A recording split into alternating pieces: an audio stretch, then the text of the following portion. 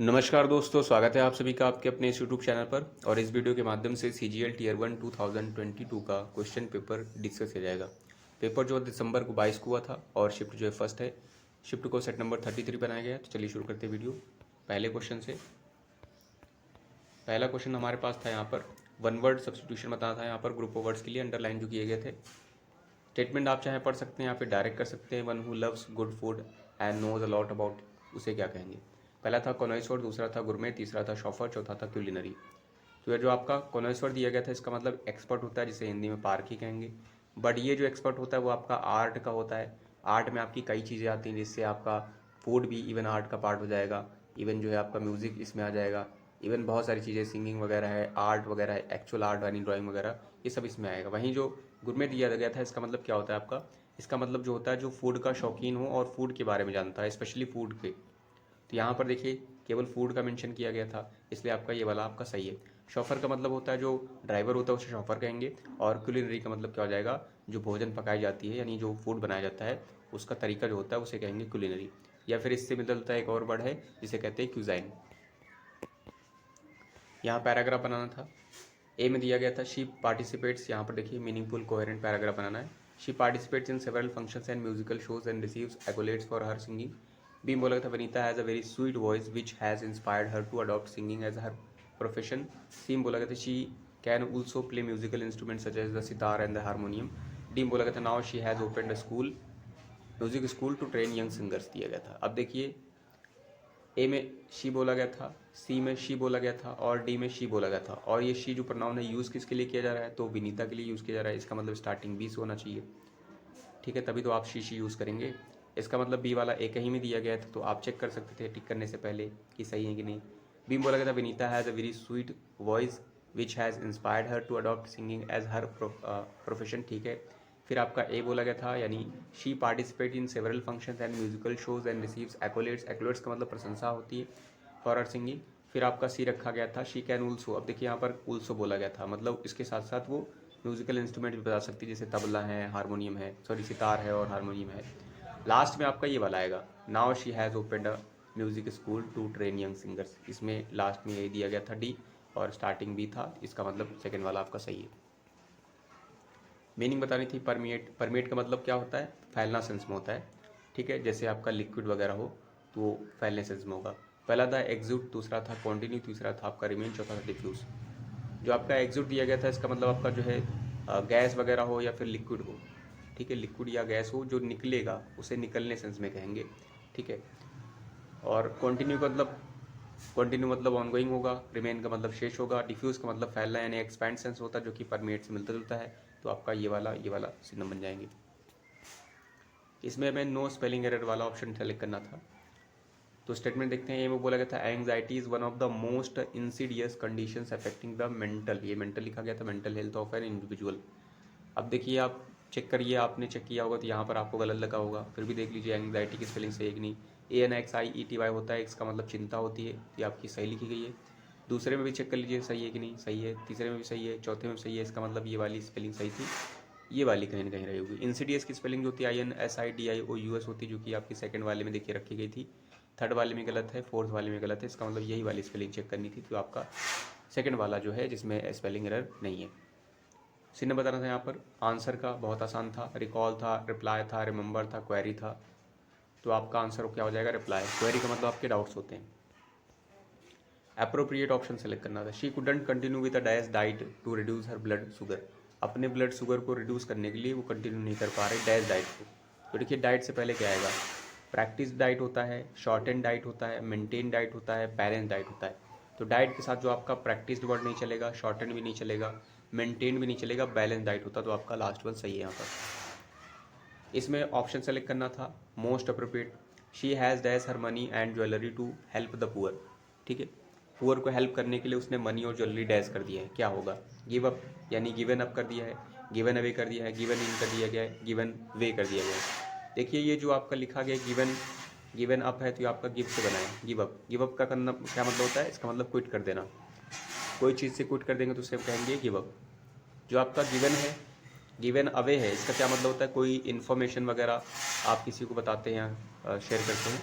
एक दूसरा सेंस होता है मतलब थिंग्स आप प्रोवाइड करेंगे किसी को which you know longer need, मतलब आपको वैसी चीज़ों की जो ज़रूरत नहीं है आप किसी दूसरे को देंगे, तो उसके लिए गिवन अवे वर्ड यूज़ किया जा सकता है। जैसे आप यूज़ कर सकते हैं, जैसे she has given away all her money to the charity. Given given in यानी ये गिव इन से बना है, जिसका मतलब क्या होता है, एक तरीके से गिव इन करना क्या मतलब होता है, सरेंडर कर देना।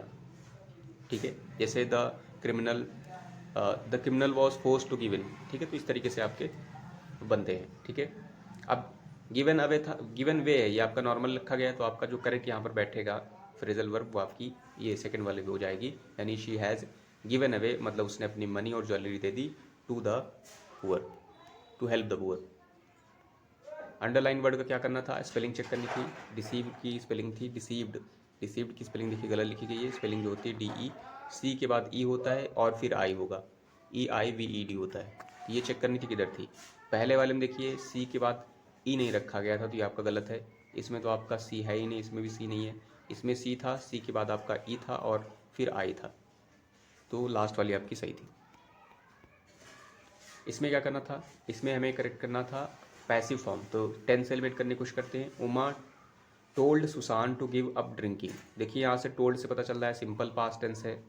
ठीक है, सिंपल पास्ट में जब आपका पैसिव बनता है तो यहाँ पर क्या होता है, वॉज होगा या फिर आपके पास वर होगा और उसके साथ थर्ड फॉर्म होगी और कुछ नहीं होगा यहाँ पर। तो देखिए कहाँ पर लिखा गया, पहले में था सुसान वॉज, आप चाहे पूरा पढ़े फिर यहाँ से चेक कर लें वॉज टोल्ड है कि नहीं है।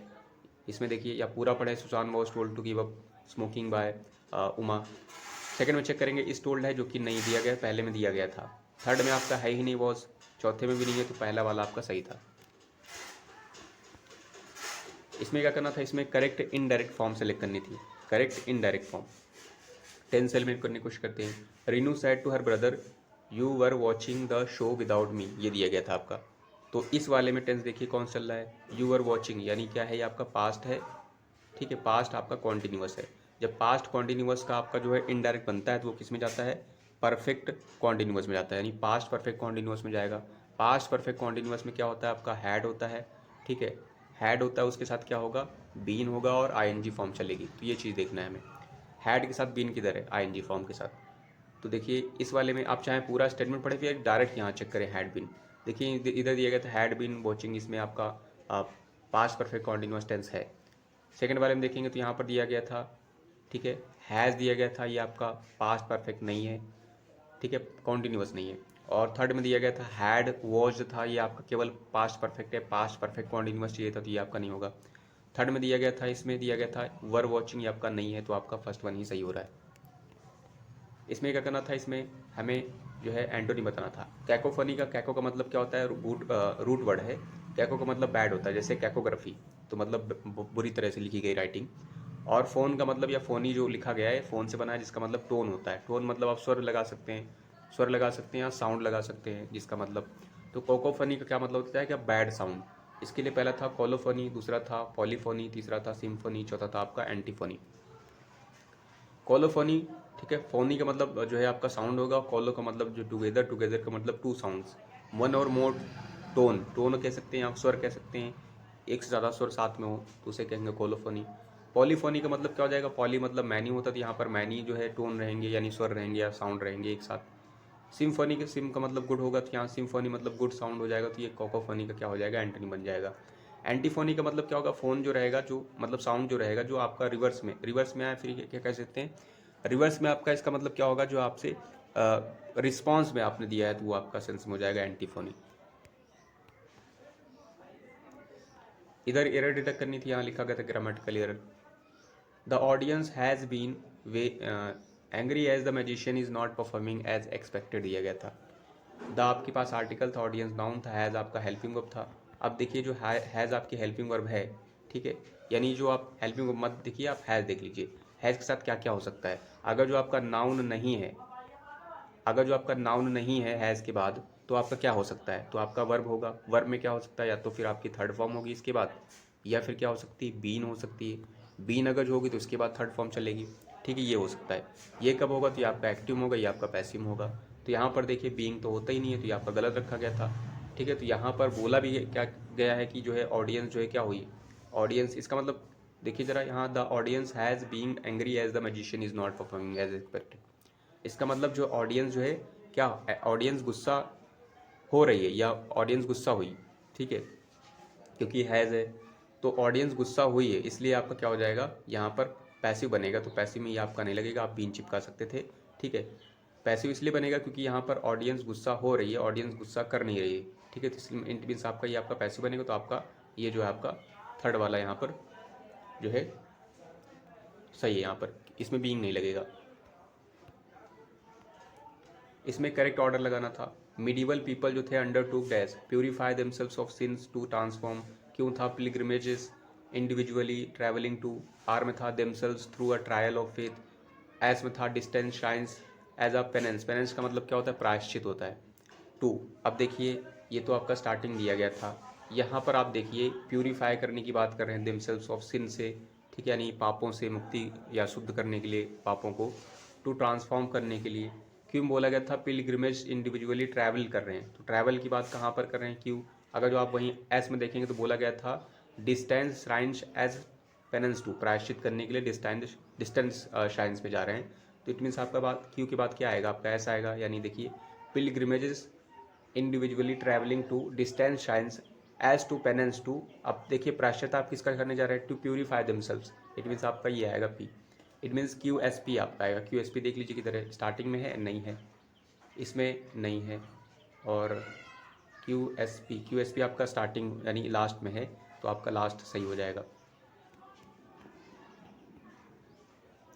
वन वर्ड बताना था यहाँ पर, one who can speak to languages. To languages के लिए जो बंदा बोल सकता है उसे क्या कहेंगे।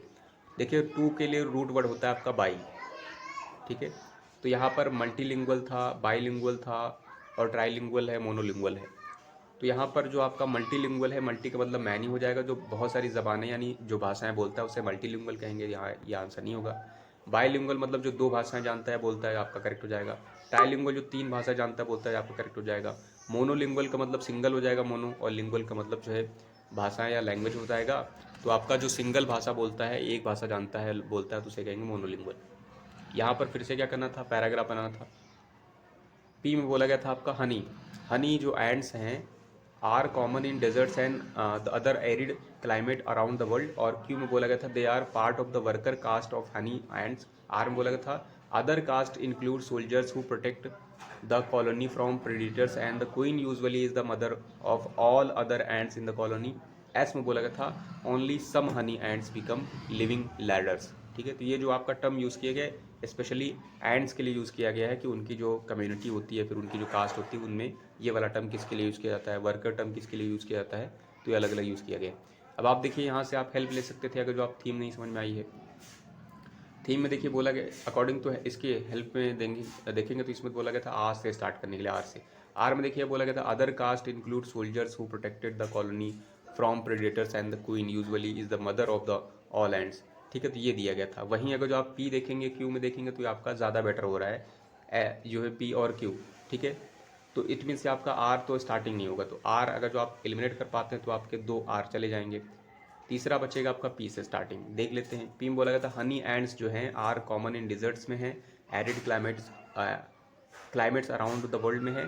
फिर आपका पी के बाद आपका एस बोला गया था। एस में क्या है, यहाँ पर बोला गया था only some honey ants becomes living ladders. It means आपका थोड़ा बहुत मैच कर रहा है। आगे भी देख लेते हैं। क्यू बोला गया, फिर क्यू बोला गया था कि they are part of worker caste of honey ends.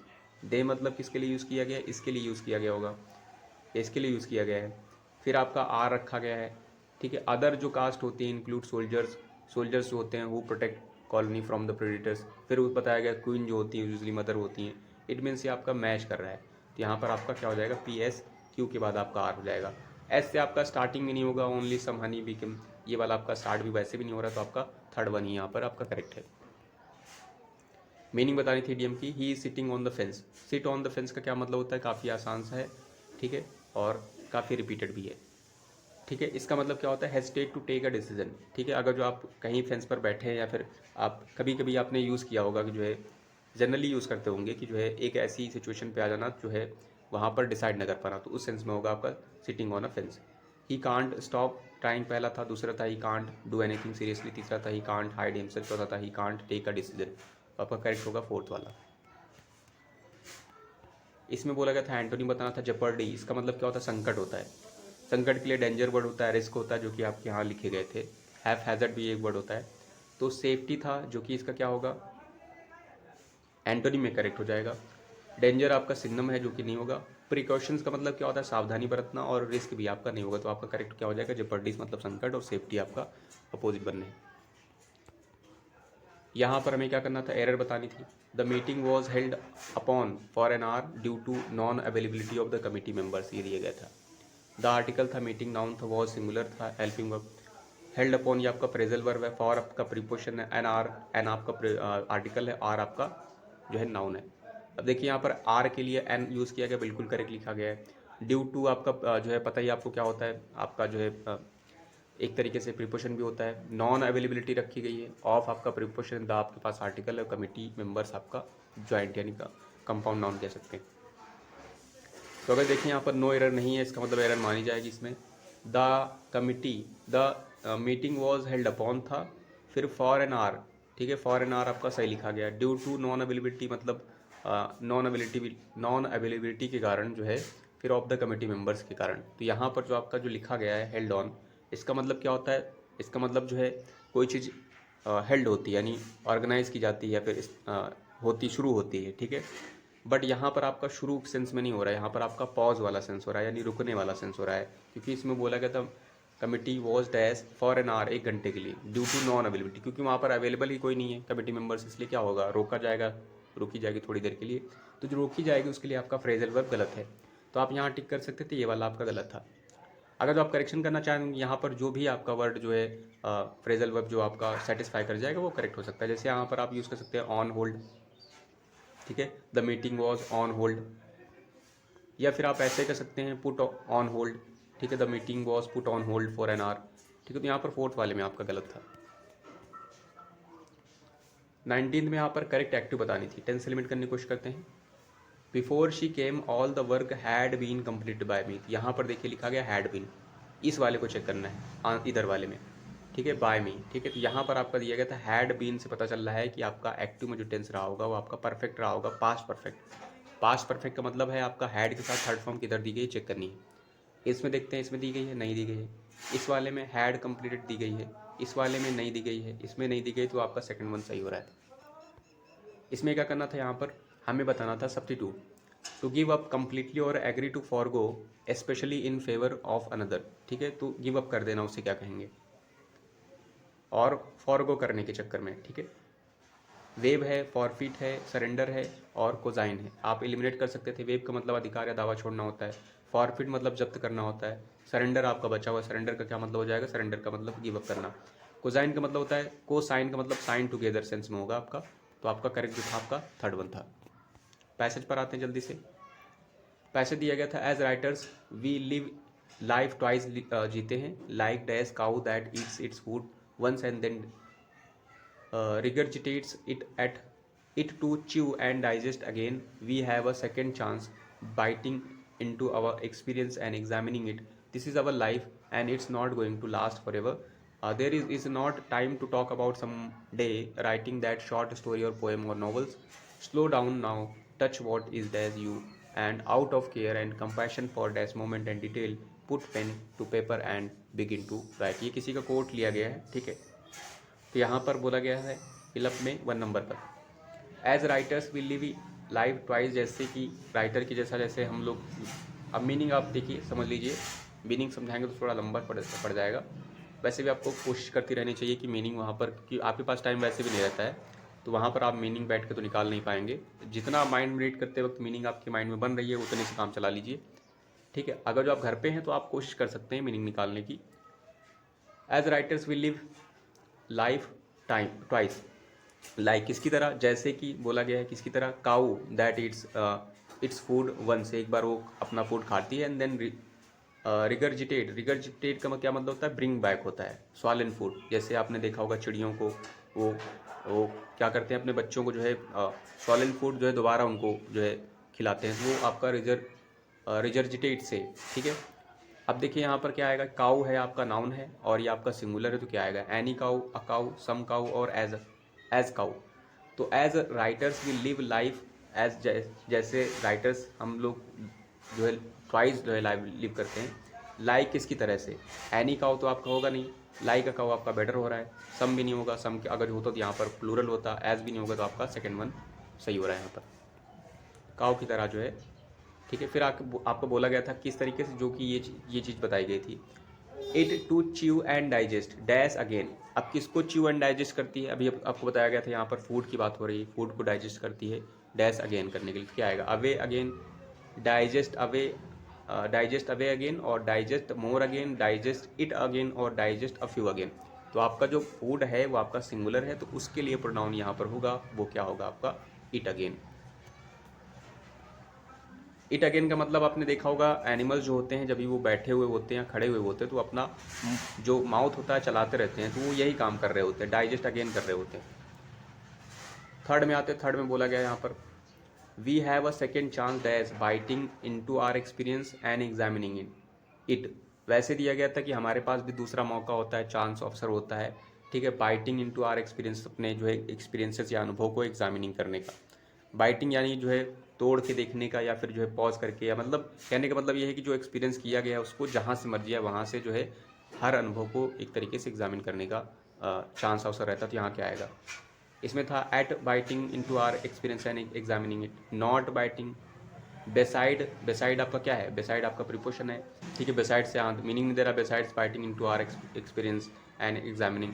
फिर अबाउट के विषय में होता है बाइटिंग, ठीक है, about biting into our experience, ठीक है, we have a second chance about biting. About से भी ज़्यादा बेटर आपका क्या है, ये आपका एट है, और चूंकि ये आपका क्या है, ये आपका कोट है, तो कोट में जैसा जो चिपका रहता है वो वैसे रहता है, आप उसमें ज़्यादा कुछ कर नहीं सकते।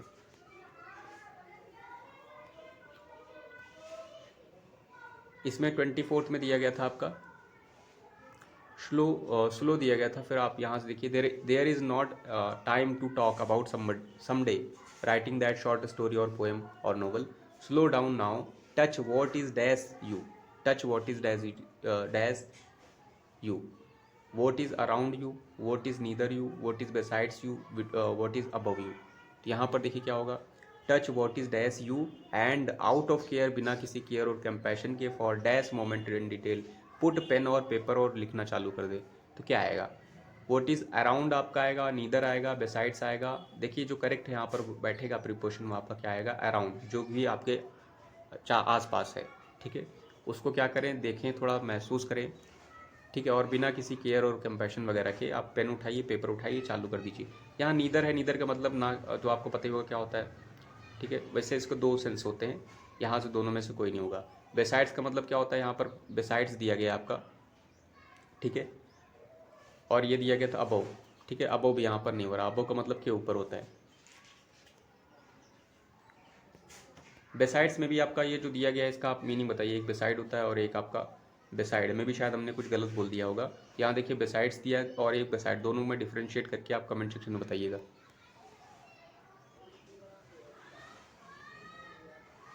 इसमें फिफ्थ में बताना था, यहाँ पर हमें 25 नंबर में बोला गया था, out of care and compassion for dash moment and detail, put pen to paper and begin to write, each moment, for each moment and detail, for both moment and detail, for few moment and detail and for little moment and detail.